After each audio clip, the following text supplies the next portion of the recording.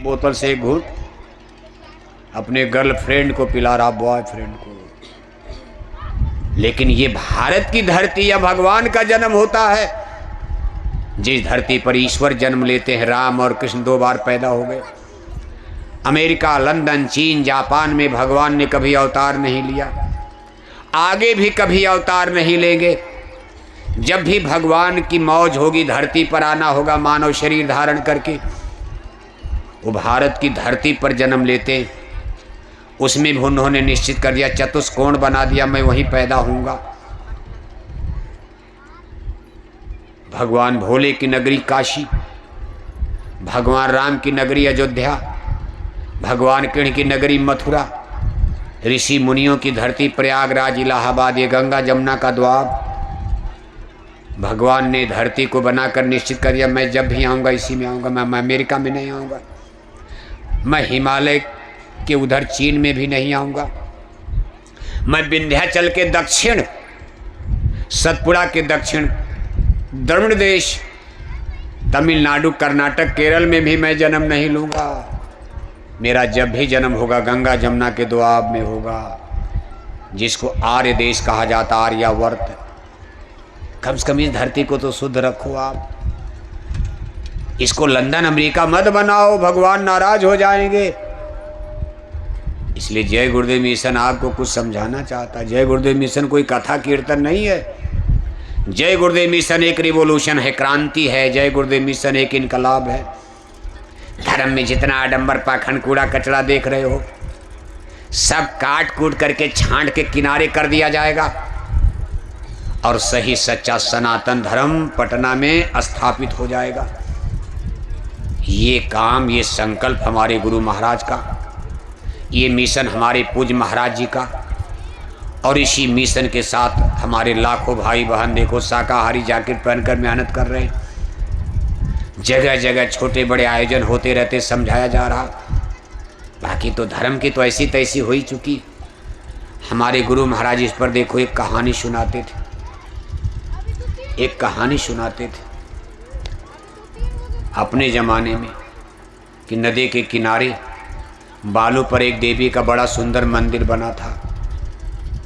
क्वार का नवरात्रि का पवित्र महीना, अब 9 दिन की वहाँ पूजा लगती थी। नवरात्रि में पूजा आप करते हो आप। अब ये सब जो पूजा वूजा है पहले नहीं थी।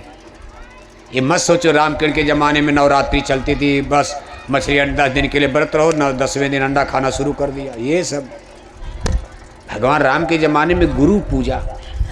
प्रात काल उठ के रघुनाथा, मात पिता गुरु नामै, मात पिता गुरु नामै। जैसे आज आप सुबह उठ करके माता पिता ने सीधे मंदिर में जाते हो। कहाँ जाते हो आप? पुजारी लोग तुरंत 4 बजे नहा धोकर तिलक टीका लगाकर, माँ बाप चारपाई पर मरे जा रहे, दवाई नहीं है, बीमार है, मैया चिल्ला रही है, बाप चिल्ला रहा है, रोटी नहीं है, पानी नहीं, कपड़ा नहीं, जाड़े में मरा जा रहा है, ओढ़ाना कंबल नहीं। अब पुजारी बाबा तिलक टीका लगा के मंदिर में घंटी घंटा बजाने चले गए। लेकिन राम के ज़माने में कहा प्रात काल उठ के रघुनाथा और मात पिता गुरु नामै। सबसे पहले माता पिता और गुरु को प्रणाम। वो मंदिर नहीं, भगवान राम जमाने में मंदिर वंदिर नहीं इस तरह से। माता पिता और ज्ञान तो गुरु देगा, मंदिर से ज्ञान, कंकड़ पत्थर से ज्ञान मिलेगा। गुरबिन हो ही ना ज्ञान, ज्ञान जब मिलेगा गुरु से मिलता। भगवान राम ने भी इसी चीज को स्वीकार किया। तो देखो आप, कहा नवरात्रि का क्वार का पवित्र महीना, 9 दिन का मेला लग गया। तमाम गांव जेवार की जनता फूल बतासा लेकर, और गंगा मैया के किनारे जो मंदिर था फूल बतासा लेकर 40 गांव के हिरानी टूट पड़ी पूजा करने नवरात्रि में। ठसाठस भीड़, मेला लगता था 9 दिन का। एक गांव में 20-25 आदमी जो आपस में दोस्त थे, संगी साथी थे, कहा भाई चलो एक दिन के लिए हम लोग भी शाकाहारी हो जाएं। 9 दिन तो हम लोग शाकाहारी नहीं हो पाएंगे। सही बात है, पियक्कड़ आदमी 9 दिन दारू छोड़ पाएगा? कहा एक दिन किसी तरह मेहनत किया जाएगा शाकाहारियों का, देवी की पूजा में हम भी चलें, भाग ले लें। कहा एक कल ही चला जाएगा। नहा धोकर तिलक टीका लगाकर सब फूल बतासा लेकर देवी के मंदिर के करीब जब पूजा में पहुँचे तब तक उसमें से एक आदमी को बड़ी ज़ोर से टट्टी लग गई। टट्टी। उसने कहा ये तो बड़ा गड़बड़ हो गया, कोई उपाय बताओ, हमको तो टट्टी लग गई। उसके साथियों ने कहा भाई यहाँ क्या उपाय है? अरे एक ही उपाय है, 5 मिनट के लिए टट्टी रोक लो, पूजा कर लिया जाए, मेला के बाहर चलो, नदी के किनारे पानी मिलेगा, वहाँ जंगल में टट्टी करो। यहाँ देवी मैया का मंदिर, यहाँ जनता के बीच में कहाँ टट्टी करोगी? मान लो टट्टी कर भी लोगे तो पानी कहाँ मिलेगा? उसने कहा भाई वो टट्टी नहीं 5 मिनट रोकने वाली, अरे ये ऐसी टट्टी है कि 5 सेकंड नहीं रुक सकती है। कभी कभी पेट गड़बड़ होता तो आदमी को पता नहीं, चड्डी पायजामा गड़बड़ हो जाता।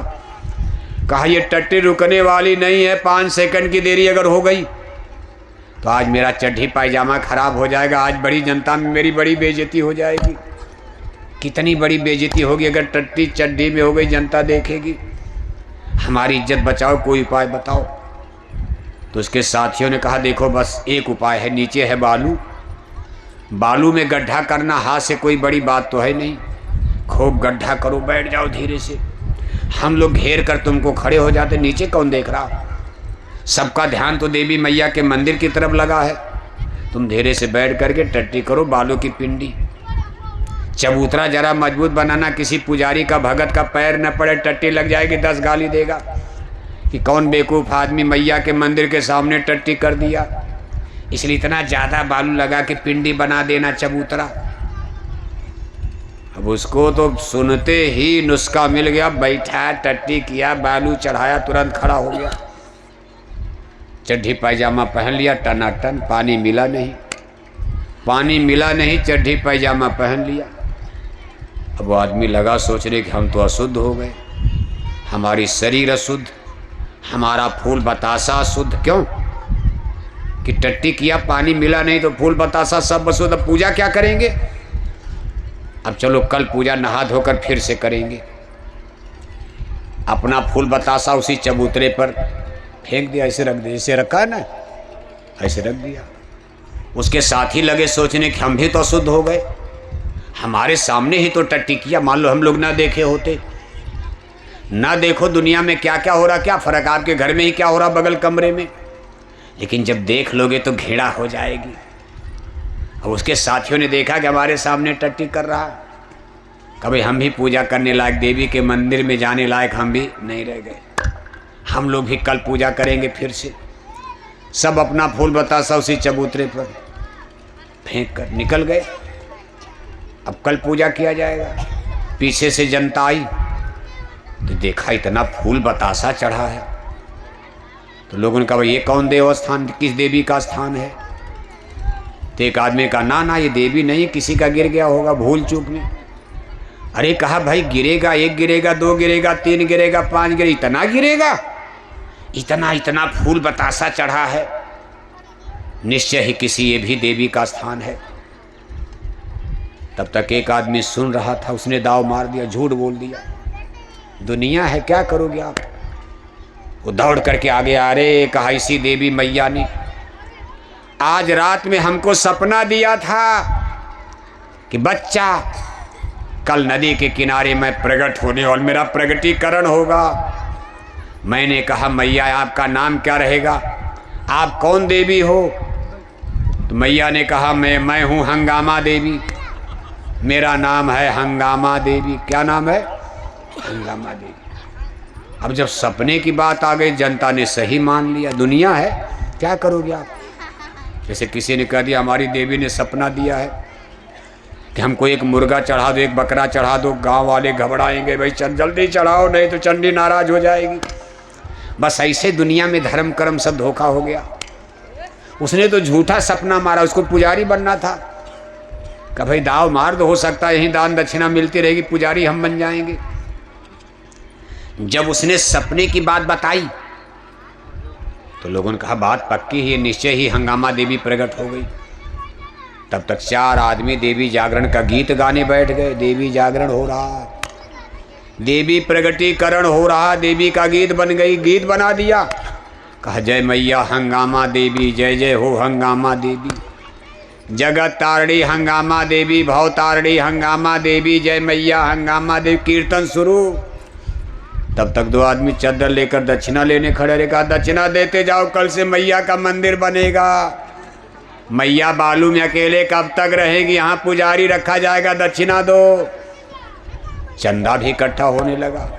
शाम होते होते पुरानी मैया का मंदिर खाली हो गया, यानी पुरानी मैया के मंदिर में भीड़ कम और नई मैया के यहाँ भीड़। नई पूजा, पुरानी मैया को 10 साल से पूज ही रहे हो, कोई मनौती पूरी हुई? जनता कहने लगी पुरानी मैया को फूल बतासा चढ़ाते चढ़ाते नवरात्रि में 15 बरस का समय बीत गया, लेकिन बहू को बेटा नहीं पैदा। नई मैया से मांगो, हो सकता है मनौती यहाँ पूरी हो जाए। नई चीज आ गई। अब पुरानी मैया से तो जनता उब गई थी, वो भी गड़बड़ ये भी गड़बड़। अब नई मैया मिल गई तो पुरानी मैया को जनता ने तुरंत छोड़ दिया। शाम तक वहाँ फूल बतासा का टीला लग गया। सारी भीड़ खचाखच वहाँ जमा हो गई देखने के लिए। शाम को उस देश का राजा अपने मंत्री के साथ रथ पर बैठ करके गुजर रहे थे, जा रहे थे। राजा ने कहा मंत्री देवी का मैया मंदिर तो उधर है, मंदिर खाली पड़ा है, यहाँ कौन पूजा शुरू होगी, क्या भीड़ मची है? मंत्री ने जाकर पूछा भाई ये क्या कर रहे हो? अरे कहा महाराज हंगामा मैया प्रकट हो गई, नई देवी का जागरण हो गया। राजा ने कहा हंगामा देवी? मंत्री मैं इस देश का राजा हूं, मैं मूर्ख नहीं हूं, मैं सच्चाई का पहले पता लगाऊंगा। राजा का आर्डर हुआ, कहा मंत्री पूजा बंद करवाओ। अब राजा का आदेश हो गया तो एमपी एमएलए तो नहीं बंद करवाएंगे, उनको तो वोट लेना चाहिए, जनता जो भी करे। पूजा बंद करवा देंगे, हिंदू मुसलमान नाराज नहीं हो जाएंगे? नहीं, एमपी एमएलए होते 2 लाख वो भी चंदा देकर जाते, मंदिर बनाओ हम और चंदा देंगे, खुश रहो जैसे खुश रहो। लेकिन राजा को कोई वोट लेना है? राजा तो तलवार के बल पर राजा बनता है। राजा ने कहा मंत्री पूजा बंद। पूजा बंद हो गई। राजा ने कहा मंत्री फूल बतासा खींचकर किनारे करो, देखा जाए नीचे देवी मैया कहाँ। तो ये नीचे मिल गया बालू का टीला।